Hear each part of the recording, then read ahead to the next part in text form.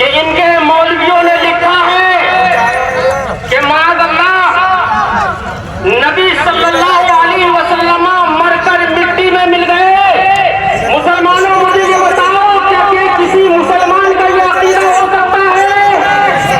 کسی مسلمان کا یہ عقیدہ ہرگز نہیں ہو سکتا ہے۔ لیکن ایک بات سن لو، امام اہل سنت نے اسی عقیدے کی بنا پر حسام الحرمین میں جب ان پر حکم لگایا تو نبی کریم صلی اللہ علیہ وسلم کے دیار کے علماء نے اس پر تصدیق فرمائی، ان کو کافر قرار دیا۔ لیکن جب حسام الحرمین کے زمان میں المحنت اس نے خلیل احمد البیلوی نے لکھی تو کتنا جھوٹ بولا۔ ان کے مولوی تو لکھتے ہیں کہ نبی کریم صلی اللہ علیہ وسلم مر کر مٹی میں مل گئے، جب اس کے بقول جب علماء حرمین طیبین نے ان سے سوال کیا تو اس سے سوال میں دیکھیے کیا لکھتا ہے۔ یہ المحنت ہی کی عبارت ہے۔ نبی کریم صلی اللہ علیہ وسلم کے بارے میں سوال، ما قولکم فی حیات النبی صلی اللہ علیہ وسلم فی قبرہ شریف، هل ذلك امر مخصوص به ام مثل سائر المؤمنین رحمت اللہ علیہم حیات برزخیہ؟ سوال اس سے ہوا کہ رسول کریم صلی اللہ علیہ وسلم اپنی قبر شریف میں زندہ ہے یا زندہ نہیں ہے؟ رسول کریم کی حیات طیبہ کے بارے میں تمہارا کیا خیال ہے؟ ان کے مولوی نے کیا لکھا تھا کہ معاذ اللہ مر کر مٹی میں مل گئے۔ لیکن المحنت میں جھوٹ دیکھو، المحنت میں کیا لکھ رہا ہے؟ لکھ رہا ہے عندنا وعند مشائخنا حضرت الرسالت صلی اللہ علیہ وسلم حی فی قبرہ الشریف وحیاتہ صلی اللہ علیہ وسلم دنیویۃ من غیر تکلیف۔ المحنت میں جھوٹ بول دیا اور کہہ دیا کہ ہمارے نزدیک اور ہمارے مشائخ کے نزدیک رسول اللہ صلی اللہ علیہ وسلم اپنی قبر میں ویسے ہی زندہ ہیں جیسے کہ دنیا میں زندہ تھے۔ تو جب علماء حرمین طیبین نے سوال کیا اس کے بقول تو اس نے المحنت میں جھوٹا جواب لکھا۔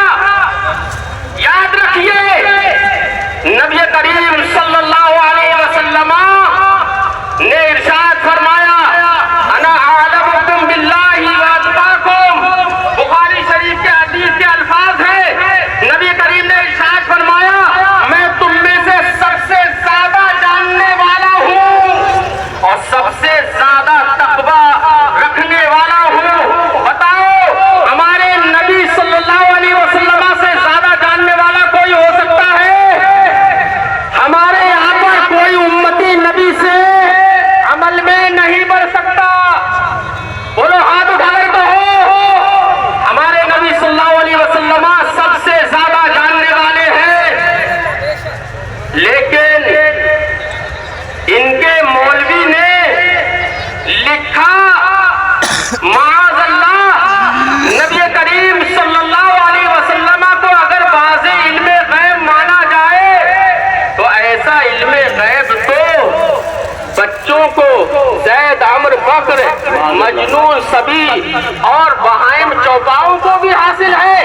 کیا مسلمانوں بتاؤ ہمارے نبی کا علم کیا جانوروں کے برابر ہے؟ بولو ہمارے نبی افضل البشر ہے، ہمارے نبی سید الانبیاء ہے، ہمارے نبی کو اللہ نے جو علوم عطا فرمائے وہ کسی کو نہیں دیے۔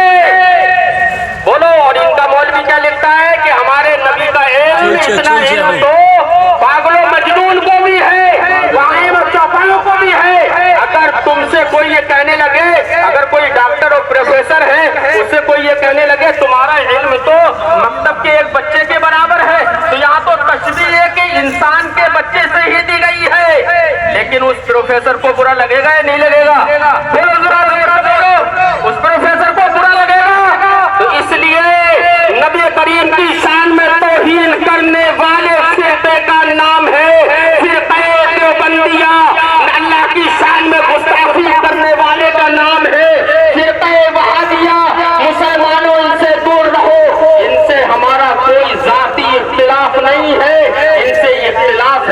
عقیدے کا اختلاف ہے. آج کے زمانے میں بتاتا ہوں اس عقیدے پر امام اہل سنت نے حسام الحرمین کو جو تحریر کیا ہے اس حسام الحرمین کے ایک ایک حرف کی تصدیق کرنا ضروری ہے. مسلمانوں میں تمام مدارس والوں سے کہنا چاہتا ہوں تمام مدارس والے اپنے مدارس کے اندر سلیبس کے اندر حسام الحرمین کو داخل کرے.